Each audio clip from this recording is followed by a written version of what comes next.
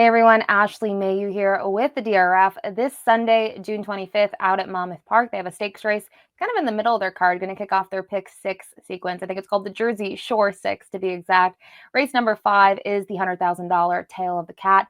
This is at a mile and a 16th on the turf course. They're actually going to use the chute here for that mile and a 16th run. We'll take a look at the field now. You're going to see a field of 9, but let's just look at it one more time. The 7, Power in Numbers. The 8, It's Viper.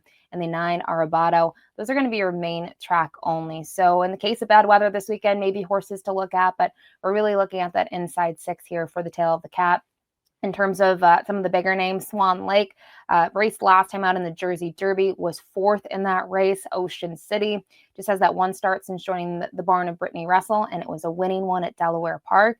And even a couple of others, they graduated in their last out. Actually, both of Greg Sacco's horses graduated in their most recent appearances.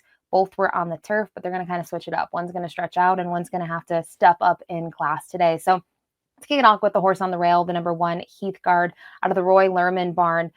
Interesting to look at this colt. He's by Saxon Warrior on the bottom half. You can see the mare's a Smart Strike mare. And this horse has been training at Saratoga in those workouts. You can see on the training track, even has a turf training drill on June 19th in preparation for the return to the races. But this was a colt that was stabled in Florida in the winter. On debut, dead heated for 3rd, actually had the lead late and surrendered, just missed by a neck at big price of 19-1, then came back in the next race to face fellow Florida breds at the time at Gulfstream Park, was able to get the job done, and more recently went back to Tampa, went back to the Gulf Coast of Florida in the sophomore turf and finished 5th, but was only beaten by 2 1/4. You kind of see some names in there maybe to point out. Swan Lake, a rival that he'll meet once again in this race, as well as Boppy O, who Boppy O would go on to win the Jersey Derby back in June 3rd of 2023. So, the form I think is a little better than maybe it looks on paper. The horse has really tried in all of his efforts and gets Nick Juarez booked in the irons for the first time. And as I mentioned, they've been, kind of working this one on the dirt and the turf at Saratoga. So they got to ship in for this race. The number 2, Dreaming of Toga, 1 of 2 for trainer Greg Sacco. First 2 starts really showed nothing in his career against that maiden special weight competition at Tampa. They tried him closer to the pace. He had tired. Then there was a race where he just never really made a move. And, the top 2 were kind of clear of the field. But then they put him in a $32,000 maiden at Tampa. He just missed by a neck, and he was able to graduate at Monmouth. So he does have a run on the turf course at Monmouth at today's distance in this race. Ends up winning by a length and a quarter. But it was against $40,000 maidens. It was for 3-year-olds and upward. And it's interesting to see him. They're going to put him in this spot, but it's worth noting his numbers really increased on the turf at Monmouth compared to his races at Tampa. The number 3, Swan Lake, we'll take a look at his performance 2 back at Gulfstream Park. I'll key in on that race. This horse is really fast. His gelding's really sharp out of the gate, and he kind of took him to it early in here, and he caught a flyer and ends up being the best in here. He'll draw clear by 2 lengths. Boppy O, the name comes up again, ends up going off at even money and tries to make that late run, but wasn't able to do so, has to settle for second. And Liz Dobles has this gelding running really well. I know a lot of his, performances have been at Gulfstream Park, and they've tried him on the Tapeta, they tried him on the turf, but the English Channel, that was a pretty good field this year in a field of 9, and pointing out Boppy O. Boppy O ends up getting the job done in the Jersey Derby. Talk of the Nation was second, who was heavily favored in that spot. Talk of the Nation, I believe, was entered in on Kentucky Derby weekend at Churchill and had to scratch in that spot. So Swan Lake has been able to kind of hold his own against some decent horses. And I think maybe with that second run in a row now at Monmouth Park can step up. The number 4, Playground Legend, the other Greg Sacco trainee, also graduated in his last going, but unlike his stablemate, his last 2 efforts, they've been turf sprints. When he won last time out, it was 5.5 on the turf. He was forwardly placed with Sammy Camacho in the irons and had to duke it out. He really had to work for the win, which shows you a little bit about his grit and his determination, but he's going to have to stretch out to a mile and a 16th. So when you look at his races, you wonder, can he be part of the pace presence? I think he certainly could be, and knowing that Swan Lake has been forwardly placed, but going around 2 turns, then maybe shake some things up for that runner. We'll move to the number 5, Ocean City. This one I mentioned, Brittany Russell had the barn transfer to this one more recently back in April or early May. 1 run at Delaware Park. We'll take a look at that run. Ends up being a winning one. Now, Paco Lopez is going to climb aboard, but Sheldon Russell had been riding this one for his wife. And just looking at this horse on the front end, sometimes, you're wondering if this horse is going to get the job done, but he ends up kicking on nicely. You do see there are some closers trying to get to him deep in the stretch, but he ends up getting the second career win. And I thought it was a pretty good performance. He goes off of decent odds in that spot. He wasn't favored. He's coming in that right off his maiden win at Keeneland, where he got a very similar trip. So he likes to be forwardly placed. I mentioned Paco Lopez is going to climb aboard him for the first time. And if anyone's been watching, Paco Lopez has been on a tear just a few days ago. He had a 6-day win.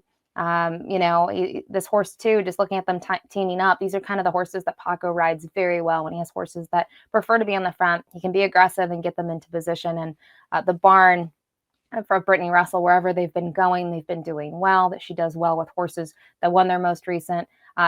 Arguably, probably the one to beat on paper and what we've seen so far and in terms of his numbers. The number 6, Impeded, this one out of the Juan Avila barn. He's interesting. They're going to try something new. Had him on the dirt solely in his career so far. They are going to move him to the turf. Now, looking at his efforts, his form's been a little bit all over the place. 2 starts back, he was able to finish second against $30,000 claimers. It bodes well that the winner came back to win his next outing. But more recently, against starter competition, going a mile in the 70, he tired. So I think his form's muddied. It's really hard to say if the turf is going to be the reason he kind of wakes up today in the outfit. I'm not known to really get horses onto the turf for the first time and get them into the winner's circle. 0 for 13 is the stat for first-time turf runners. Now, as I mentioned, the 7, 8, and 9, all main track only horses, but the 7 is one trained by Chad Brown, who's won his last 2 efforts, had won back in April at Aqueduct and more recently won at Monmouth Park. And did it quite nicely. Didn't face maybe the toughest of fields, but was game throughout in that effort. The number 8, it's Viper, another one trained by Brittany Russell, who's coming in here off a win streak as well. Both of those wins being at Pimlico. Those races were just 13 days apart, but I thought this horse raced extremely well, knowing that his running style is from the back of the pack, and he's been able to circle 2 decent fields. And then rounding out with the number 9, this horse is coming in from New York. The interesting horse that, he broke his maiden by over 6 lengths. He finished third in his next outing. They tried him in the grade 3 Bayshore, and then they gave him some time off.